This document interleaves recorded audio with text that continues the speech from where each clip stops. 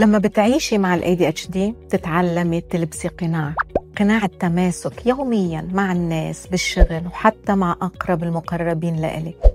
بس الحقيقة هيدا القناع بيتعب وما فيكي تبدأي بخطة علاجية فعلا تناسبك إذا ما كنت متأكدة شو عم بيصير معك فعلا. لهيك نصيحة دكتور هدى لإلك، أول شي بدك تعمليه فهمي هل عندك ADHD أو لا، وهل هو سبب هذا القناع اللي أنت عم بتحاولي تلبسيه بكل لحظة اجتماعية.